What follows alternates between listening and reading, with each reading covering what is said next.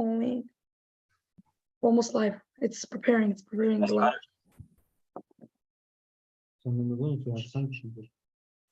Okay, guys, hey everyone, welcome to another podcast, Shiur, with our special guest, Mishael, Sionov. Sorry for starting a little late, as usual, but we are here now with a very, very inspirational influencer that maybe inspire my life. So maybe he could touch some of your guys' neshamot. So I wanted to give the microphone to Mishael Sionov about not giving up when times are hard. So Mishael, let's begin. Give me a lot of credit. I don't know how inspirational you guys find me. I don't know, but so the first thing I just want to start off before I even start talking about anything. I was thinking about this during Shabbat.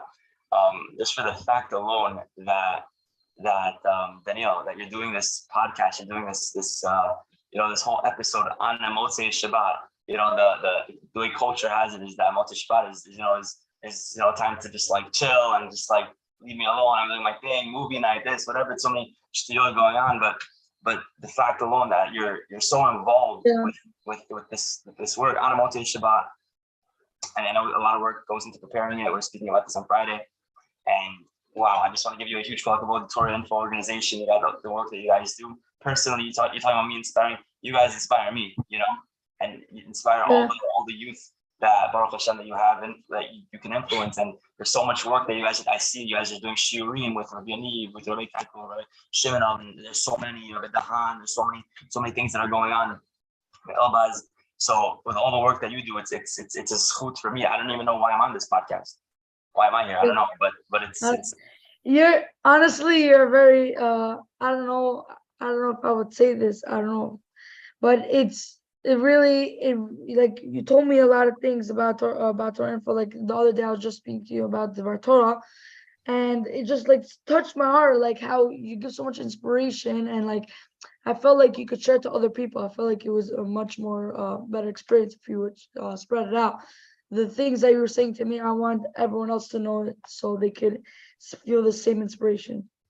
That's all. That's what I just want to, before we even start this Torah talk or whatever. I don't want to steal Chazak's name, but before we even start this thing, I just want to point out that I think really I see a lot in you, Daniel, and Yaakov Tzion, and all the founders behind Torah Info. But I'm speaking with you, Daniel. I see a lot behind you. I see B'ezrat Hashem a future leader in you, and I see B'ezrat Hashem. There's going to be Kolotu Brakim, the amount of power, the kochot you have, and you channel it towards the right direction. Baruch Hashem, mark my words, you're gonna accomplish great things, B'ezrat Hashem. Okay. So I'm actually happy that out of all the topics that are so possible, there's so many billions of topics you could have chosen. You happen to choose my favorite one. It happens to be. I'm very happy that you chose. I didn't even ask for it.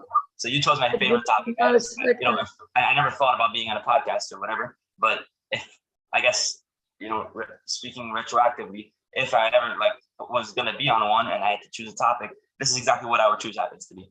So I guess Yata Dishmaya has it that we're speaking about this. So what's the topic? Dealing with challenges when things get tough, how to not give up when things get tough. Yeah. So I want to start off. I want to start a good line, right? Like they say, there's the ABCs of life, right? There's the ABCs are the basics, right? Or like in Hebrew, the aleph base. There's the aleph at the basics, right? The aleph base. It's like the alphabet. That's the basics. Start with the alphabet. That's the basics.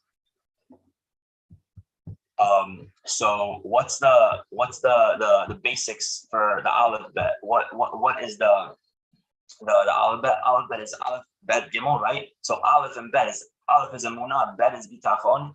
Right, when you have aleph and bet, you get gimel, geula.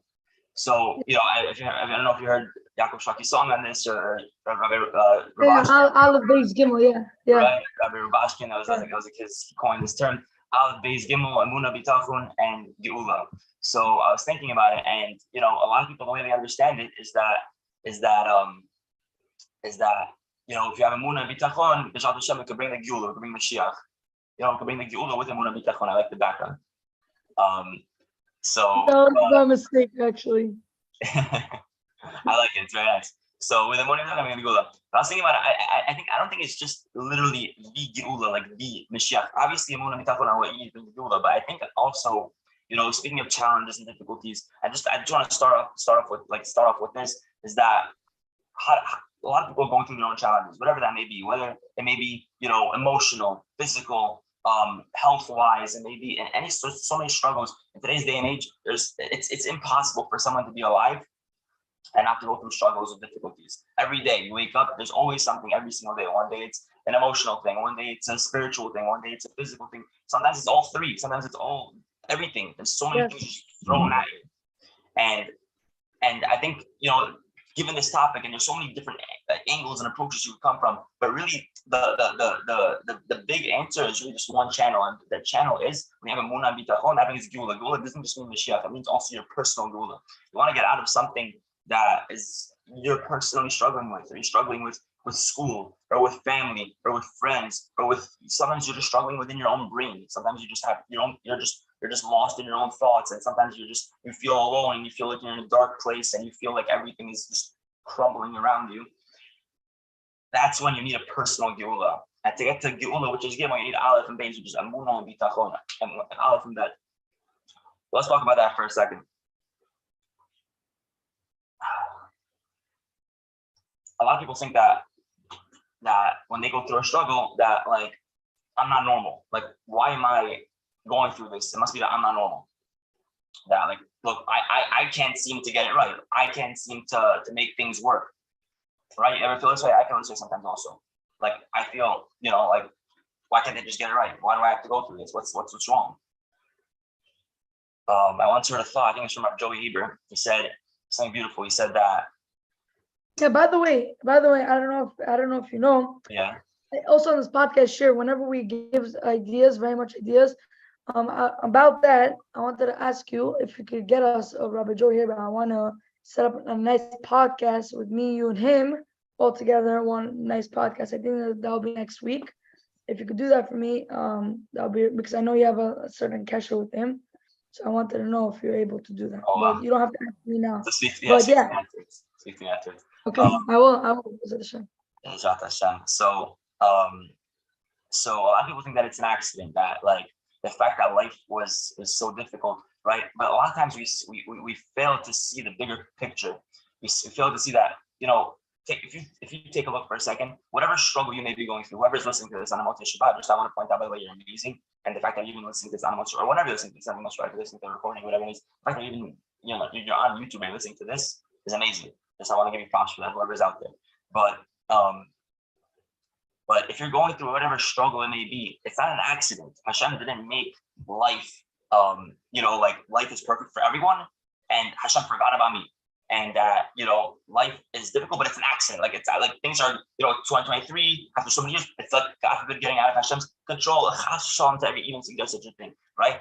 Life was difficult from the beginning, and it's difficult until now, and it's difficult until Mashiach comes. That's how life. That's how it is. People feel to realize that that's how life is. Life is made in a way that it's hard. It's hard. There's a grind. You have to wake up. Everything for a battle. You can't just wake up and just let the day throw things at you. Because if you do, you can't. If you're just standing there, people are throwing snowballs at you.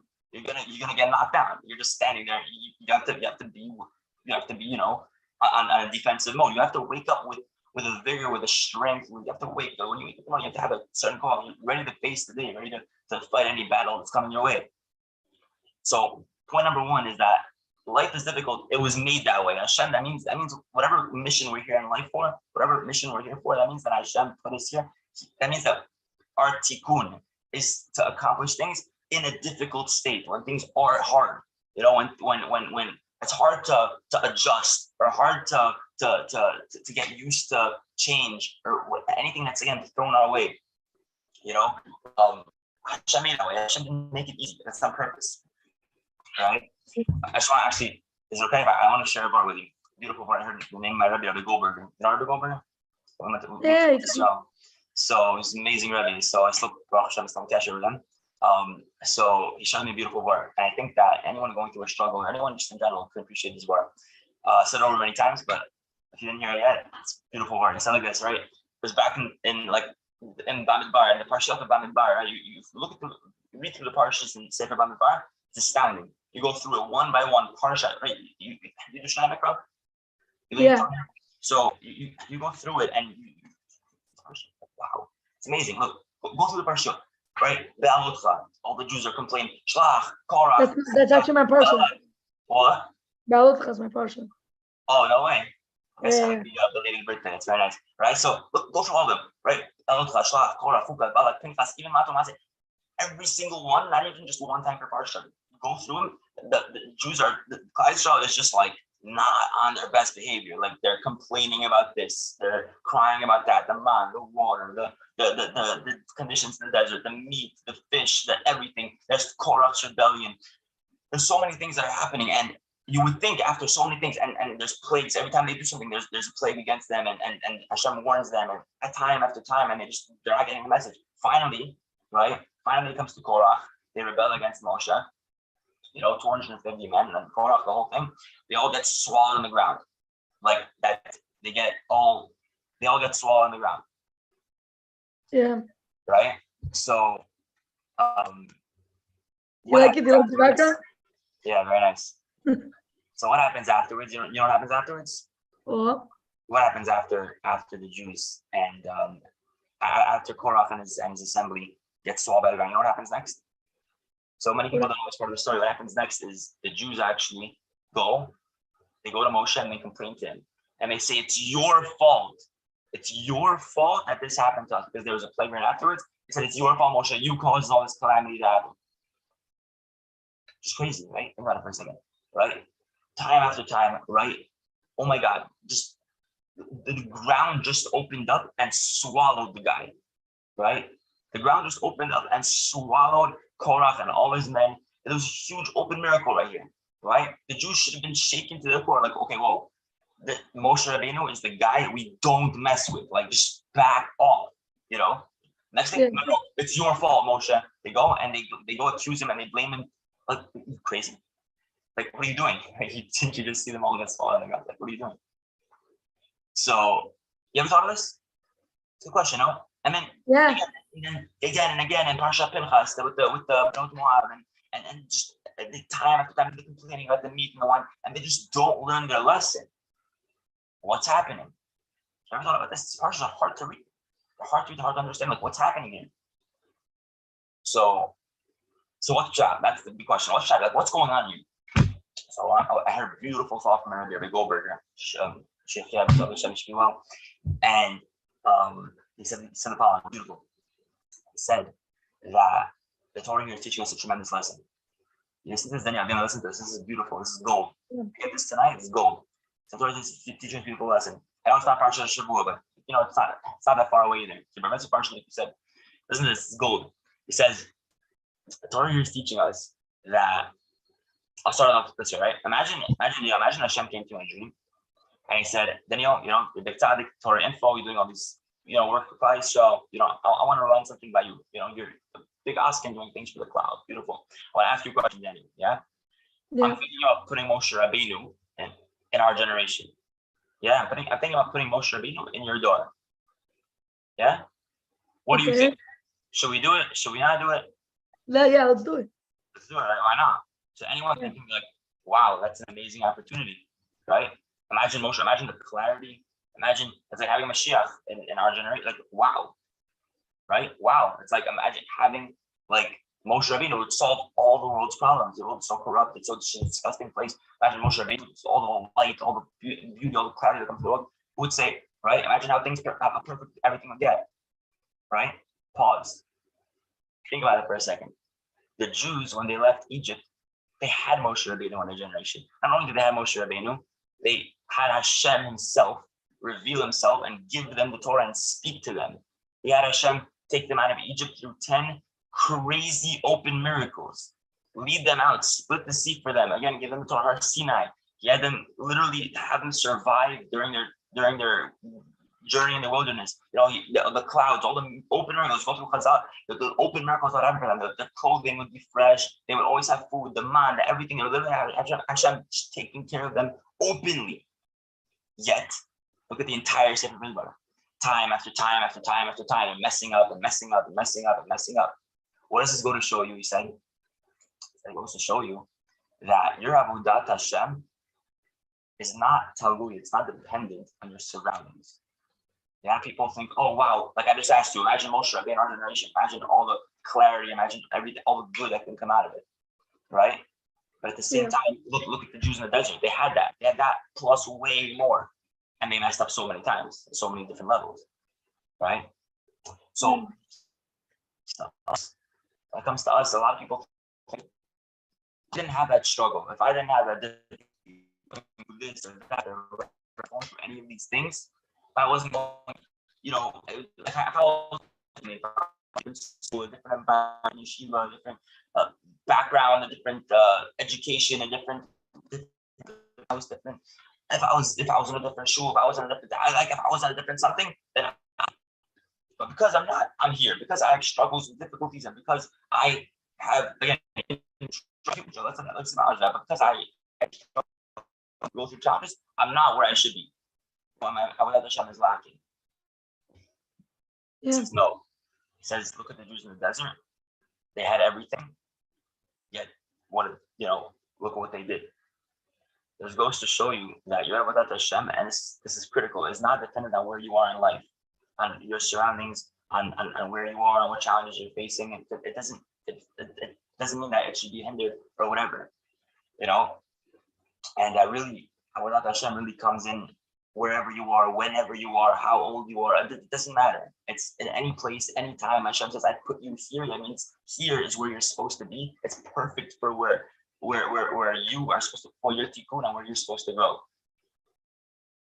So anyone going through a struggle or a challenge or difficulty, again, whatever it may be, spiritual, physical, emotional, inside, outside, with different people, within yourself, whatever struggle you may be going through, number one, it's perfectly normal because Hashem clearly designed that life to be that way.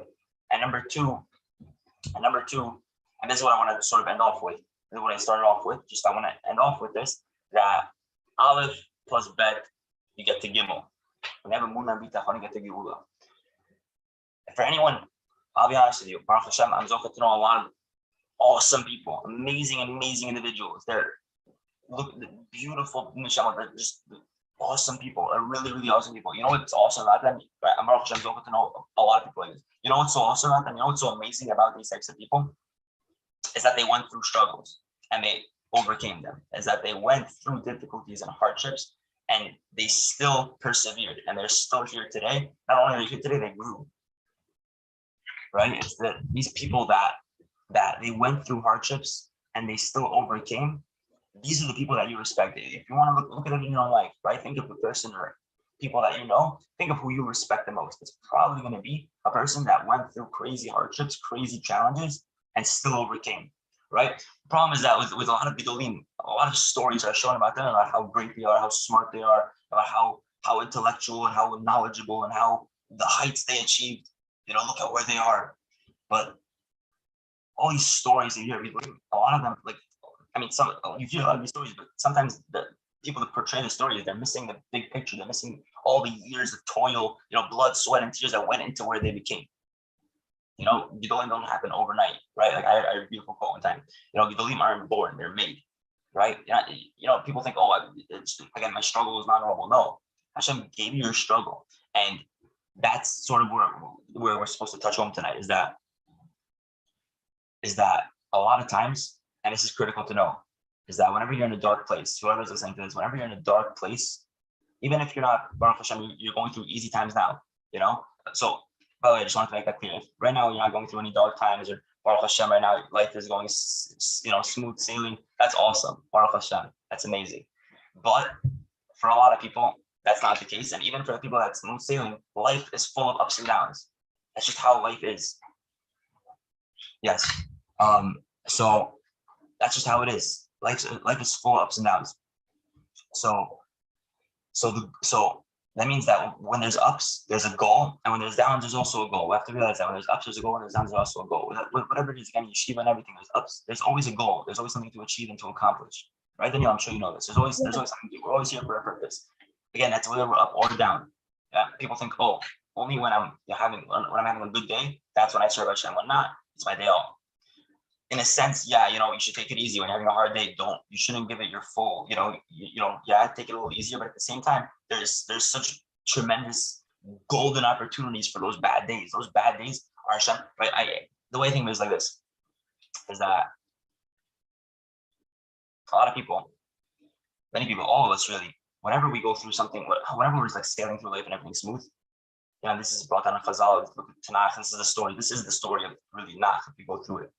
Now, when life is easy, people forget Hashem. That really, again, we have to also internalize that our goal in life, our mission here, right? If you look at the Misad Sharim, you join Misad Sharim, Daniel? You went through Misad Sharim? You're the first chapter? Yeah. What does the first chapter of Misad Sharim say? It says, number one, I'm not giving you any chidushim. The power of the man's world, no? Yes. And he says also, I'm not giving you any chidushim, right? And he says that, he also says one thing that really is like the whole book. The whole book is like just one line, really, in the introduction. In the beginning, he says like this. He says something that's the most powerful line, I feel. What he says that what's the reason for our existence here? And this is something that people, grapple with their entire lives. He says the reason for our existence here is for pleasure. People say, oh, for pleasure, for bars, for drinking, for partying. No, not for that pleasure. That's not real pleasure. For pleasure of connecting to Hashem, right? That is the biggest source of pleasure you can. And people who already attain this lofty level, they can tell you firsthand, it's the best thing in the world. Is that when you feel that tight with Hashem, when Hashem is not just our king, but he's our father, right? Before we say slicha, we don't just say Malkenu, we say first Avinu Malkenu, right? He's our father. When we feel that connection with Hashem, that's like the best thing in the world. So a lot of times, what's the goal? What's the point in challenges? The point is that a lot of times when we're going through life and it's smooth sailing, we forget. That's human nature, is to forget. It's to forget our connection and our relationship with Hashem, because we're good. We don't need to pray with crazy kavanah and have this intent and because Hashem, things are good. So things get, we sort of get, after time when things are only good and easy, so we sort of get lost and then we sort of just forget. So what Hashem does is Hashem, sort of like just gives us these challenges and these difficulties to remind us that, it's not perfect, sort of show us that I'm still here, and it's sort of like wake us up in a sense to connect to him. Some people think of it honestly, growing up, it's a scary thought because stay on the path, otherwise zap and get back on. That's how you think of when you're a kid, but really it's not like that.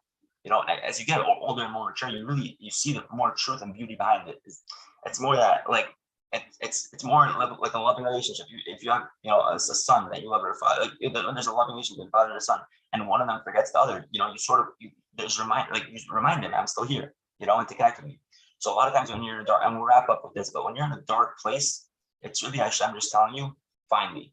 Hashem puts us in dark places to say, it's sort of like hide and seek, Hashem sort of like hides himself in a sense. It makes it, you find yourself in a very dark place, mentally or emotionally or whatever it may be. You find yourself in a dark place, and Hashem says, I turn the lights off, now your job is to find me.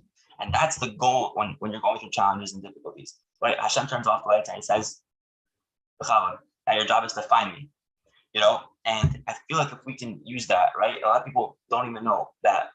What is Emunah? What is Bitachon? We throw those words around. Emunah and Bitachon, what's the difference between them? I want to beautiful thought. It says against that. Emunah is on the past. That whatever already happened is for the best, whether it was something that is the result of my actions, my choice, whatever, even if it's my own fault because of my actions, that Hashem orchestrated for it to happen, it happened. It's for the best. It happened. It's for the Hashem made it happen for the best. Bitachon is for the future. For the past, bitachon is for the future. That whatever will happen in the future, I know Hashem is going to take care of it. I know Hashem is always going to be there with me, right? So a lot of people believe in Hashem. We all believe in Hashem. We grew up that Hashem exists. We're not atheists. We know Hashem. We know Hashem is here. But just because you know that Hashem exists doesn't mean you have emunah or bitachon, right? And this is something that the biggest thing. And honestly, as we're ending off, I really just want to say that a huge book that I recommend for really everybody, especially if we're going through a hard time, is Garden of Emunah or Living Emunah or any of these things that really deal with Emunah. Because Emunah, again, doesn't mean to believe in Hashem. Of course, we all believe Hashem created the world. But Emunah and Bitachon are really much, much, much deeper than that. Most people have a lot of work to do with Muna. Myself, very much included. It's a lifelong work. It's a lifelong work. All of us, it's a lifelong work. It's really, but it's the biggest yesod that it's not just believing in Hashem. It's developing a relationship with Hashem. And as we just conclude, I just want to note with that all through hard times, difficulties, whatever it may be, if you think about this deeply and apply it to your own life, whatever challenges, struggles that you're going through, persevere and know that Hashem put me here, and it's for a purpose. All right, Hashem turned off the lights and he says, "Find me." That when all we need is emunah and bitachon. Just use this opportunity. It's a golden opportunity. We don't want to go through challenges. We don't want to have hard times. There's all we should pray. We don't want tests. We don't want hard times. We want things to go smooth. No one wants to be tested or to go through hard times. You know what a segula is? You know what a segula to avoid hard times in the future? It's that when you go through hard times now, handle them the right way. So you show Hashem, I know how to handle this. I know what the goal is in hard times. So you don't need to give me more of them. I'm handling it the right way. Hashem gives you the right time, the hard times. Handle it the right way. What's the right way to handle it? Because at the end of the day, it's an opportunity. It really is. It's a golden hard time. Challenges, they seem like a curse, but it really they're golden opportunities.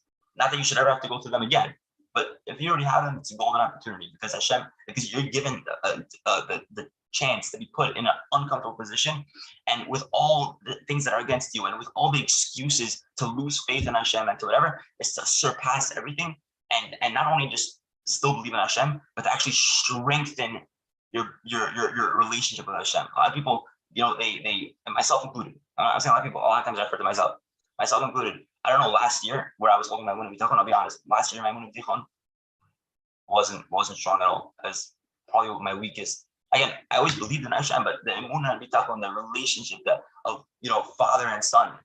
But this year, after going through Baruch Hashem, after going through things, and just after having a lot of experiences, and after going through a lot,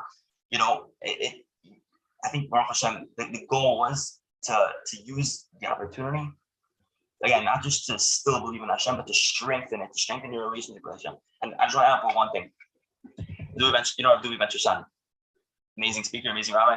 He said one time a beautiful story. He said that he had a Talmud once, and again, I'm ending off with this. He said he had a Talmud once that came to him and he said, "Rabbi, you changed my life." He said, "How?" He said, "Because my entire life, right? I always, Baruch Hashem, like God was always Hashem, right? One time you took us to Israel, and I heard you go to the Kotel. You probably heard the story. We went to the Kotel. You first stopped in Israel, went to the Kotel, and you started, whispering a prayer, and you said, 'Abba, thank you for bringing me home, Abba, Abba.'" And he kept saying, "Abba, Abba," and the kid was saying, "Who are you talking to?" And then he said, it hit me, like, wow, you're talking to Hashem, but you're calling him Abba, right? And he said, ever since then, I'm like, wow, like he's real. Like it's not just like he's Hashem, he's real. Like he's real, actually, he's real in your life. And he said, ever since then, I tried to take it on myself. And he said, he took upon himself to refer to Hashem as Abba. He says, ever since then, my life has completely changed. This kid wasn't a serious kid. His life completely changed, completely 360, completely starked out, completely flipped out. And Mamish today he's in a beautiful place. But that's the goal. So we want to sum it up in one line, right? How do we persevere through hard times? 3 letters, Aleph, Bet, Gimel. Won't even talk about it. You got to strengthen your motivation, strengthen your relationship with Hashem. Not just your belief. Obviously, he's there, but your belief in Hashem, your relationship with him. He's Abba. He really cares for me. Whatever I'm going through, this is for my best. This is him giving me the opportunity to sort of take me to rock bottom, just so he turned off lights and says, "Find me," so I can find him and feel even closer than ever before. A lot of times you feel way closer to Hashem when things are hard than when they're easy. But also must use those opportunities the right way, so that we don't have to go through any more hard times. Wow.